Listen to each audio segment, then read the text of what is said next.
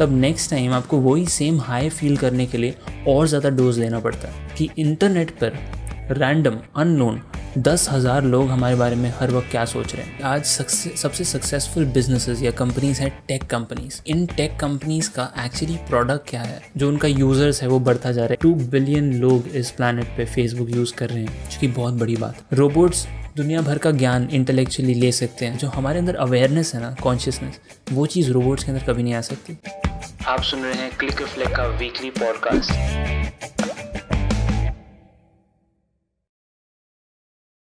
नमस्कार, मेरा नाम है राजमीत। आप सुन रहे हैं क्लिक फ्लिक का वीकली पॉडकास्ट, जहां हम हर हफ्ते एक ऐसे टॉपिक, एक ऐसे कॉन्सेप्ट के बारे में बात करते हैं जिसको सुनने के बाद आपको आपके ऑर्डिनरी लाइफ पे रिफ्लेक्ट करने का, सोचने का एक नया पर्सपेक्टिव मिलेगा।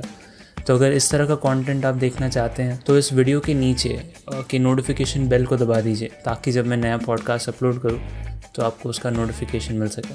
तो आज हम जिस टॉपिक की बात करने जा रहे हैं वो definitely the need of the hour है। आज के टाइम पे सितंबर 2020 में इस चीज़ के बारे में आपको नॉलेज होनी ही चाहिए। आज हम बात करने जा रहे हैं नेटफ्लिक्स की हाल ही में रिलीज़ हुई डॉक्यूमेंट्री द सोशल डिलेमा के बारे में। अगर आप अभी सोशल मीडिया यूज़ करते हैं या आपने कभी भी अपनी लाइफ में सोशल मीडिया यूज़ किया है तो आपको ये डॉक्यूमेंट्री देखनी चाहिए, बिकॉज इससे आपको, जब आप अपने स्मार्टफोन पे सोशल मीडिया ऐप्स यूज़ कर रहे हैं तो आपको उन ऐप्स के पीछे चल रहे पूरे मशीनरी, पूरे एल्गोरिथम्स के बारे में समझ आता है। अगर आप आज के टाइम पे दुनिया की सबसे सक्सेसफुल कंपनीज़ को देखें तो सबसे पहले नाम आता है फेसबुक, गूगल, ट्विटर। अगर आप देखें तो इन सब कंपनीज़ में एक नहीं काफ़ी कॉमन थ्रेड्स हैं।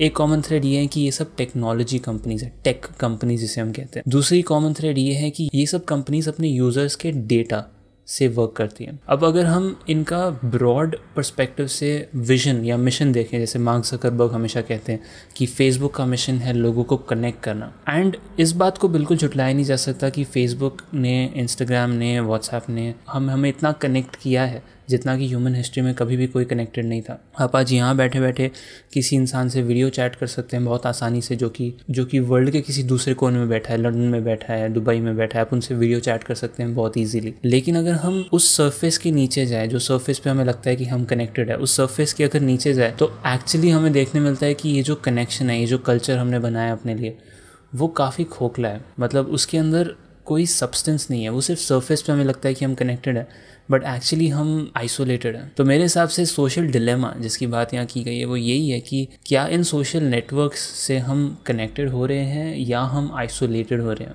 अब इस डॉक्यूमेंट्री का थीम कुछ ऐसा है कि यहाँ पर पैरेलली 2 स्ट्रीम्स चल रही हैं। एक स्ट्रीम में इंटरव्यूज़ लिए गए हैं उन लोगों के जो कि इन सब ऐप्स के, इन सब टेक कंपनीज़ के मेकर्स हैं। मेकर्स इन द सेंस, जब ये कंपनीज फॉर्म हो रही थी, जब ये एल्गोरिथम्स बनाए जा रहे थे, तब ये उन कंपनीज़ के मेजर पार्ट्स थे। जैसे कि इन्होंने डिसाइड किया कि फेसबुक पे लाइक बटन होना चाहिए, जैसे इन्होंने डिसाइड किया कि फेसबुक का मोनेटाइजेशन कैसे होना चाहिए, फेसबुक का बिज़नेस मॉडल कैसा होना चाहिए, जैसे गूगल में, जीमेल में क्या डिज़ाइन प्रिंसिपल्स होने चाहिए। हर कोई ये कहता है कि जब उन्होंने इस चीज़ को स्टार्ट किया तब वो एक बहुत ही नॉवल चीज़ थी। जैसा हमने कहा, लोगों को कनेक्ट करना, घर वालों को मिलाना, ज़रूरतमंदों को ऑर्गन डोनर्स से मिलवाना, ये सब नॉवल चीज़ें हो रही थी। बट लेकिन वो लोग जब आज देखते हैं कि वो चीज़ उन्होंने जो अच्छे के लिए स्टार्ट की थी वो क्या बन चुकी है, तब वो बहुत चिंतित होते हैं। इसलिए वो इस डॉक्यूमेंट्री के थ्रू एक रेड फ्लैग हम सबको बता रहे हैं, क्योंकि हमारे लिए, यूज़र्स के लिए ये जानना बहुत ज़रूरी है। तो एक स्ट्रीम पे इनका इंटरव्यू चल रहा है और दूसरे स्ट्रीम पे पैरेलली एक मूवी चल रही है, एक स्टोरी लाइन चल रही है, जहाँ पर एक फैमिली के बारे में बताया गया है। एक फैमिली जिसे हम एक एवरेज फैमिली के साथ रिलेट कर सकते हैं। एक माँ है, एक पिता है और 3 बच्चे हैं। एक सबसे बड़ी बहन है, एक बीच में भाई है और एक सबसे छोटी बहन है। और हर एक कैरेक्टर इस फैमिली में अपने हिसाब से सोशल मीडिया को यूज़ कर रहा है। उससे हमें ये सीखने मिलता है कि हर एज ग्रुप सोशल मीडिया से अफेक्ट किस तरह हो रहा है। तो पहला पॉइंट जो हम डील करते हैं वो है इनसिक्योरिटी और एंजाइटी। तो जैसे मैंने कहा, फैमिली में जो सबसे छोटी बेटी है उसका नाम है आयला। आयला के प्लॉट से हमें ये पता चलता है कि आज जो 11 से 13 साल के जो बच्चे हैं उनके मेंटल हेल्थ पे सोशल मीडिया की वजह से क्या असर पड़ रहा है। तो डिनर सीन में माँ क्या कहती है कि आज के डिनर पे हर कोई सिर्फ अपने 5 सेंसेस यूज़ करके खाना खाने पे फोकस करेगा। तो क्या करती हैं, वो एक डब्बा लाती हैं जिस पे एक टाइमर, लॉक टाइमर लगा होता है, और वो उस डब्बे में हर किसी का स्मार्टफोन डाल देती हैं ताकि कोई भी अपने फ़ोन पे ना लगा रहे डिनर खाते समय। हर कोई रेजिस्ट करता है उस चीज़ को, बट वो लोग दे देते हैं बाद में। जैसे ही उसे समय मिलता है, आयला को फोक के लिए जाती है किचन में, और जैसे बाकी लोगों का ध्यान नहीं होता, वो एक हथौड़ा या कोई एक ऐसी चीज़ लेकर उस डब्बे को तोड़ देती है, जो कि एक्चुअली बाकी लोगों को बहुत चौंका देता है। सोशल मीडिया एडिक्शन एक एक्चुअल ड्रग एडिक्शन की तरह, जैसे सिगरेट स्मोकिंग या कोई और ड्रग कंज्यूम करना। उसका रीज़न ये है कि जब हम सोशल मीडिया यूज़ करते हैं, हमें जब नोटिफिकेशंस आते हैं, जैसे लाइक्स है, कमेंट्स है, या कोई भी नोटिफिकेशन आता है, तो हमारा ब्रेन, हमारे ब्लड स्ट्रीम में डोपामीन, एक हार्मोन होता है डोपामीन, उसे रिलीज़ करता है। अब डोपामीन क्या है, बेसिकली एक प्लेजर रिवॉर्ड सिस्टम को रेगुलेट करता है हमारी बॉडी में। जब भी आपको बहुत अच्छा फील होता है, आपको प्लेजर एक्सपीरियंस होता है, तब डोपामीन रिलीज होता है। And dopamine in it self is not bad. Problem आती है डोपामीन ओवरडोज से। क्या होता है कि जब हम डोपामीन को बार बार अपने ब्लड स्ट्रीम में इंजेक्ट करते रहते हैं, छोटी छोटी नोटिफिकेशन से, छोटे छोटे फील गुड फैक्टर्स से, एंड देन उसका थ्रेशोल्ड बढ़ जाता है, तब नेक्स्ट टाइम आपको वही सेम हाई फील करने के लिए और ज़्यादा डोज लेना पड़ता है, क्योंकि वो एक जो थ्रेशोल्ड यहाँ था पहले, वो अब यहाँ आ चुका है। एंड मैं ये आर्ग्यू करूँगा कि सोशल मीडिया एडिक्शन एक्चुअली एक किसी नॉर्मल ड्रग एडिक्शन से ज़्यादा डेंजरस है। उसके 2 कारण हैं। पहला ये कि जब कोई नॉर्मल ड्रग एडिक्ट होता है, तो फैमिली वाले या उसके करीबी वाले वो उसे रोक सकते हैं कि सिगरेट मत पियो या ये मत करो। सोशल मीडिया एडिक्शन के केस में हम अब किसी को रोकते नहीं हैं। हमने कभी ऐसे रूल्स नहीं देखे कि आपको अपना स्क्रीन टाइम लिमिट करना चाहिए, आपको अपने फ़ोन को, अपने ऐप्स को सिर्फ इतना ही यूज़ करना चाहिए। दूसरी चीज़ ये है कि आप किसी भी फिजिकल ड्रग एडिक्शन के सिम्टम्स देख सकते हैं। जैसे अगर आप स्मोकिंग से एडिक्टेड है, तो आप उसके सिम्टम्स देख सकते हैं। आपको लंग्स में तकलीफ होगी, आपको सांस लेने में दिक्कत होगी। लेकिन सोशल मीडिया जो है, उसका एडिक्शन आपको मेंटली डैमेज कर रहा है। एंड मेंटल हेल्थ के साथ एक बहुत बड़ी प्रॉब्लम है कि अनलाइक फिजिकल हेल्थ, हम उसे देख नहीं सकते। एक इंसान अगर मेंटल हेल्थ प्रॉब्लम से गुजर रहा है, डिप्रेस्ड है, तो आपको पता भी नहीं चलेगा कि वो इंसान उस प्रॉब्लम से गुजर रहा है। दूसरा सीन जो आयला का इस प्लॉट में बहुत ज़्यादा स्टैंड आउट करता है, वो है जब आयला अपने रूम में अकेली बैठी होती है और फ़ोटो शेयरिंग ऐप, जैसे मान लीजिए इंस्टाग्राम पे, अपनी फ़ोटो पोस्ट करती है। उस फोटो को पोस्ट करने के बाद उसे सिर्फ 2 लाइक्स मिलते हैं। तो वो क्या करती है, वो उस फोटो को डिलीट कर देती है, उस पोस्ट को डिलीट कर देती है, और फिर वापस से वो पोस्ट करती है सेल्फी के लिए। उस पर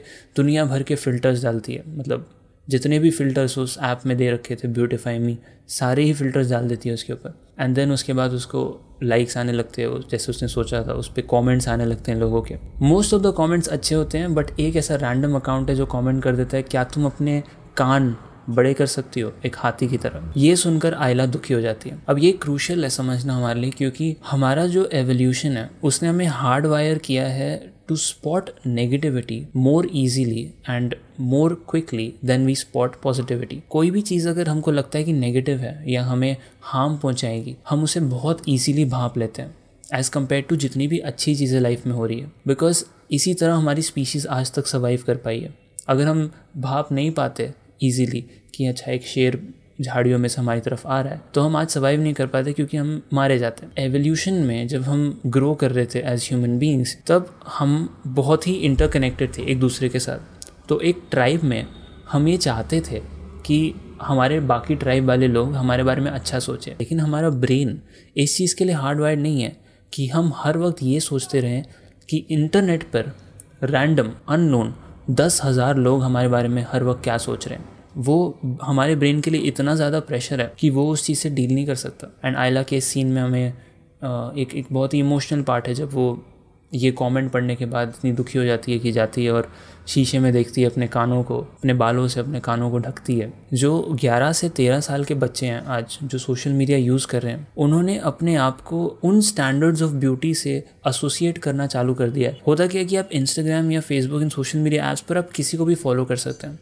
तो लेट्स से कोई छोटी बच्ची जैसे आयला किसी टॉप इंस्टाग्राम मॉडल को फॉलो करती है, और वो अपने प्रोफाइल पे ऑब्वियसली ऐसे पोस्ट डालते हैं जहाँ वो बहुत ग्लैमरस लगते हैं। अगर हम कल्चर टर्म्स में कहें तो ब्यूटीफुल लगते हैं। छोटे बच्चे जब उन चीज़ों को देखते हैं तो उन्हें ऐसा लगता है कि या तो परफेक्शन या तो कुछ नहीं। तो जो घर की सबसे बड़ी बेटी है, कैस, वो अपनी माँ को पूछती है कि आपने क्यों उसे फ़ोन दिया, तो जवाब में माँ कहती है कि उसकी क्लास में हर किसी के पास एक स्मार्टफोन है, उन्हें भी उसे दिलाना पड़ा। और आई थिंक ये बहुत ही ज़रूरी पॉइंट है, बिकॉज पीयर प्रेशर में जो अपने दोस्त कर रहे हैं वही देखकर जो छोटे बच्चे हैं वो सीखेंगे कि अच्छा हर दोस्त टिकटॉक बना रहा है तो चलो मेरे को भी टिकटॉक बनाना है। अभी तो अच्छी बात है कि बैन हो गया टिकटॉक, बाकी सोशल मीडिया ऐप्स अभी भी एग्जिस्ट करते हैं और उनका भी किसी ना किसी हद तक कंट्रीब्यूशन है सोशल मीडिया के साइड इफ़ेक्ट्स पर। यहाँ पर चामत पलिहापतिया का एक बहुत ही अच्छा एक वीडियो है जिसमें उन्होंने इस तरह बोला था, We curate our lives around this perceived sense of perfection because we get rewarded in these short-term signals, hearts, likes, thumbs up, and we conflate that with value and we conflate it with truth.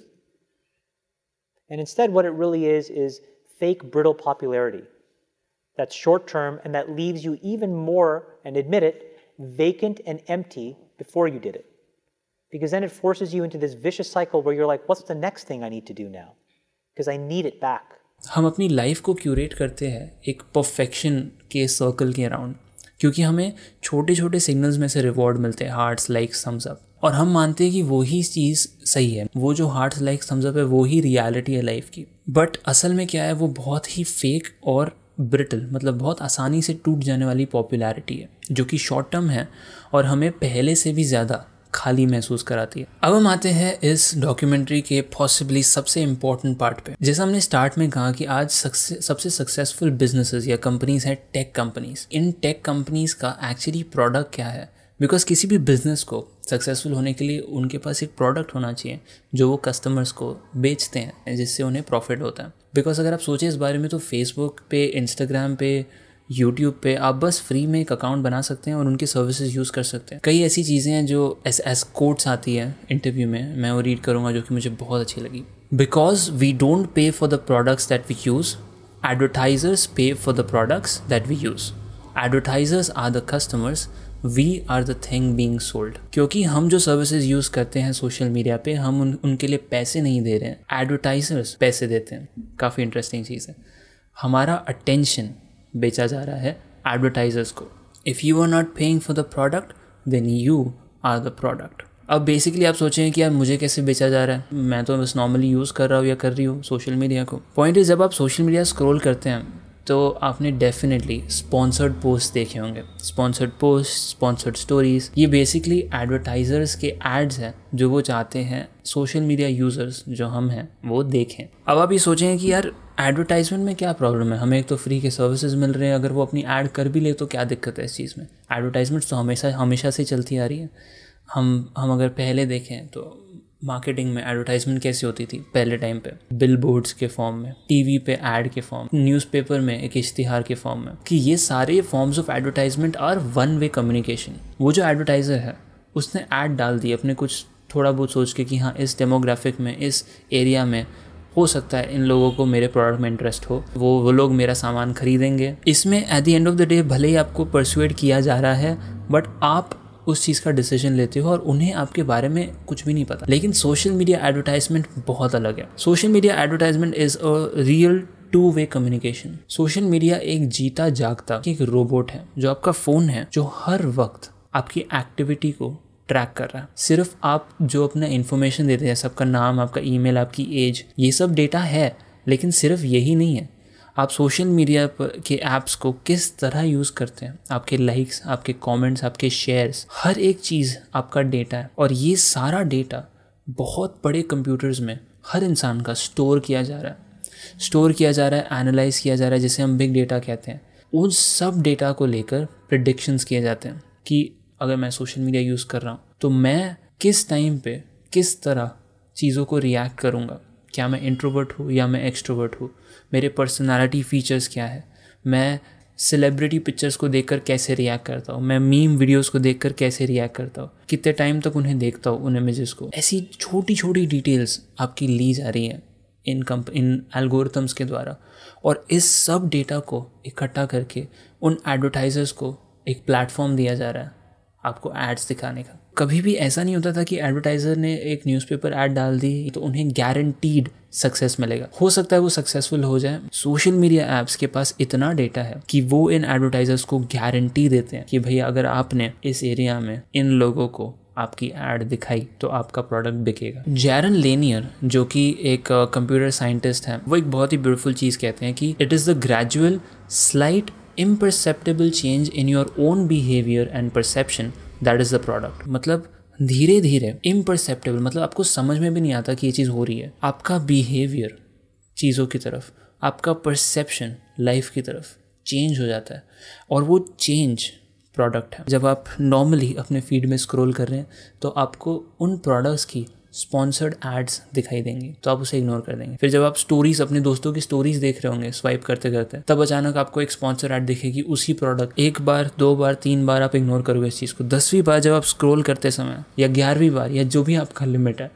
आप scroll करते समय कि ऐसा ही product देखोगे जो actually सस्ता है, possible है और काफ़ी हद तक पॉसिबल है कि आप उस ऐड पे क्लिक करोगे और उस प्रोडक्ट को खरीद लोगे। तो आप देख रहे हो क्या हो रहा है कि आपको ये चीज़ दिखा दिखा के अलग अलग प्राइजेस में, अलग अलग मॉडल्स में, तो आपका बिहेवियर चेंज हो गया है कि आप ऑनलाइन जाकर इन ब्यूटी प्रोडक्ट्स को या जो भी प्रोडक्ट्स थे एडवर्टाइजमेंट में उनको खरीद रहे हो। दूसरी चीज़ है आपका परसेप्शन चेंज होना। अब बिकॉज आपने एक बार उस प्रोडक्ट को खरीद लिया और यूज़ कर लिया और अब वैसे दिखने लगे जैसा आप दिखना चाहते थे या जो भी आपका एजेंडा था, अब आपका परसेप्शन इस तरह चेंज हुआ है कि यार इस प्रोडक्ट के बिना तो मेरा जीना ही मुश्किल नहीं है, तो आप उसे और ख़रीदोगे या और कोई दूसरा ऑल्टरनेटिव खरीदोगे। एक ब्रॉड पर्सपेक्टिव से देखें तो 5 साल पहले ऑनलाइन शॉपिंग लोग सोचते थे कि यार क्या ऑनलाइन नहीं मंगाना, लेकिन अगर आज आप देखें तो हर कोई बहुत कन्वीनियंटली अमेज़ॉन पे ऑर्डर कर लेता है चीज़ें। तो ये चीज़ फट से नहीं हुई है, एक झटके में नहीं हुई है। हमें ऐसा मिसकंसेप्शन है, हमें ऐसा लगता है कि फेसबुक हमारे डेटा को बेच रहा है।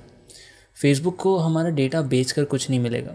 What is more important is जो हमारा डेटा है फेसबुक उसके साथ कर क्या रहा है। हर टेक्नोलॉजी कंपनी के 3 मेन गोल होते हैं। पहला गोल होता है एंगेजमेंट, दूसरा गोल है ग्रोथ और तीसरा गोल है एडवर्टाइजमेंट। हर सोशल मीडिया ऐप को ये इंश्योर करना है कि आप उस ऐप पर ज़्यादा से ज़्यादा टाइम तक रहें, आप स्क्रॉल करते रहें। इसलिए इनफाइनाइट स्क्रॉल एक चीज़ बनाई गई है कि मतलब आप स्क्रॉल करते रहो, वो फीड कभी ख़त्म ही नहीं होगी। अभी रिसेंटली मैंने नोटिस किया था इंस्टाग्राम में, पहले क्या होता था कि ऐसा आता था जब आप स्क्रॉल करते जा रहे हो तो वो एक बार ख़त्म हो गया तो you have seen all the post from the last 2 days। लेकिन अब उन्होंने क्या किया, जो एक्सप्लोर था, सजेस्टेड पोस्ट था, उसी को फीड के नीचे डाल दिया। तो बेसिकली ये सब टैक्टिक्स है टू मेक श्योर कि आप स्क्रॉल करते ही रहो, आप उस ऐप पे हमेशा रहो ही रहो। दूसरी एक और चीज़ है जो वो लोग एंगेजमेंट के लिए यूज़ करते हैं, वो है रिफ्रेश टूल।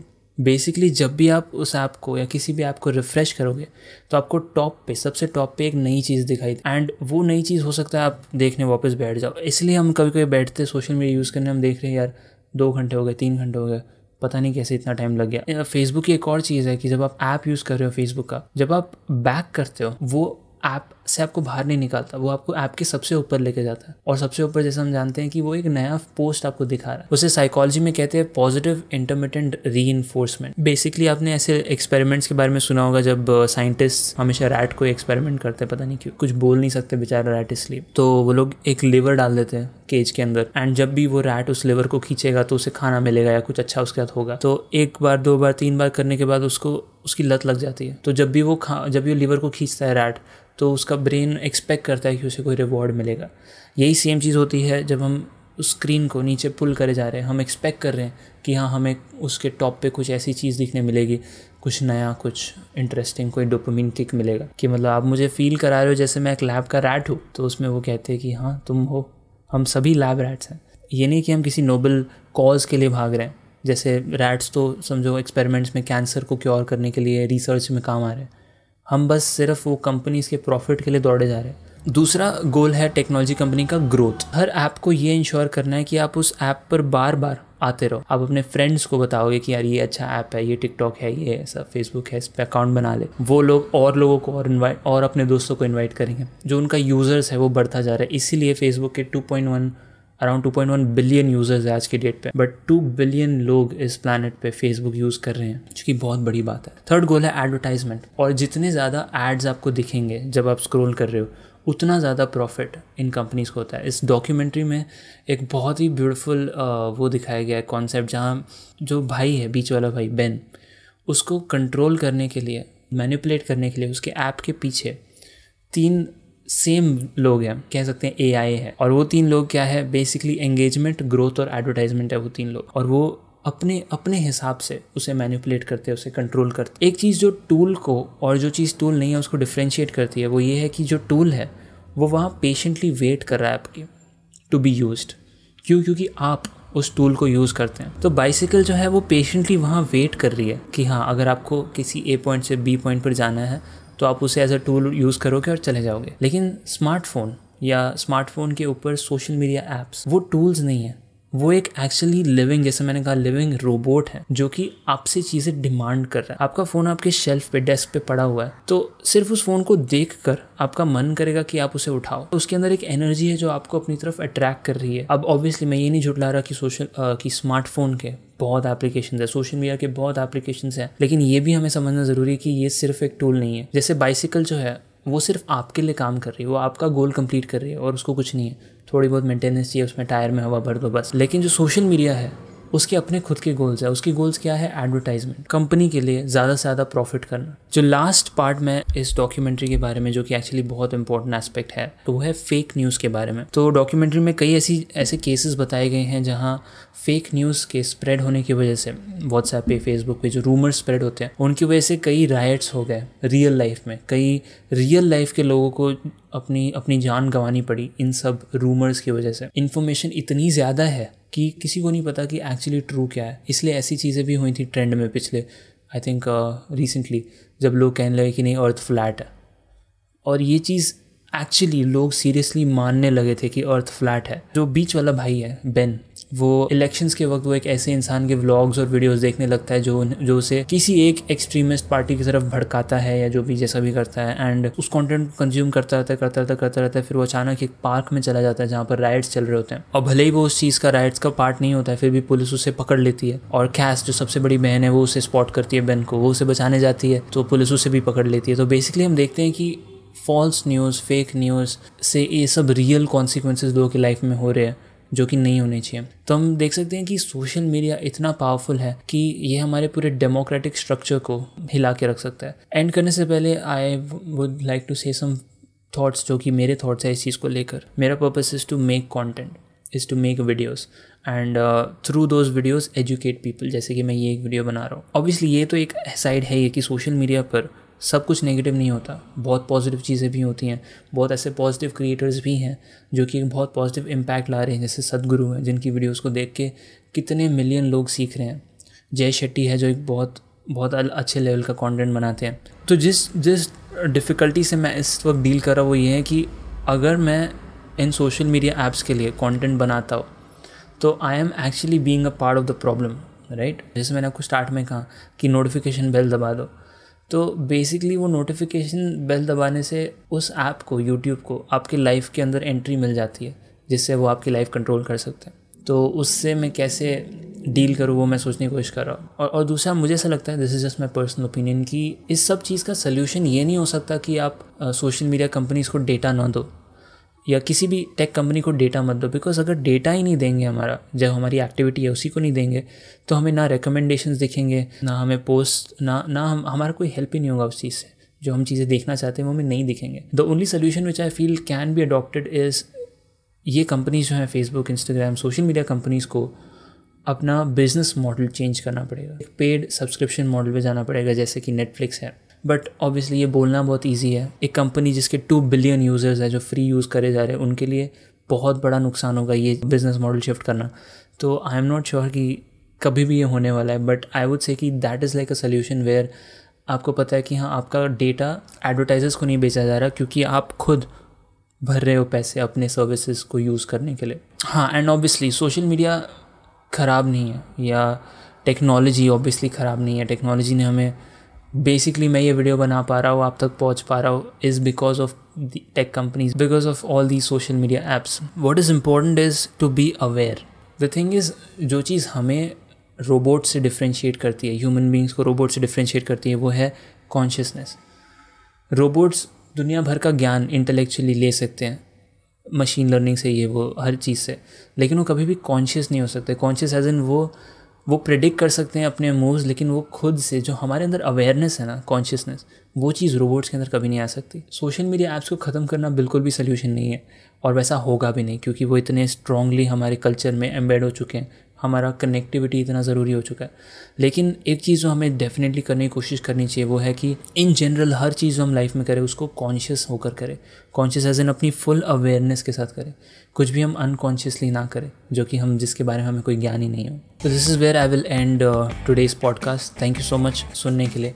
अगर आपको ये वीडियो हेल्पफुल लगी हो या आपको ये पॉडकास्ट सुनकर कोई हेल्प हुई हो, तो मैं आपसे रिक्वेस्ट करूँगा कि आप इस वीडियो के लिंक को अपने व्हाट्सएप स्टेटस पर शेयर करें, ताकि आपके दोस्त या आपके परिवार वाले जो इस बारे में नहीं जानते वो भी इस बारे में सीख सकें। Thank you so much for listening. Piece.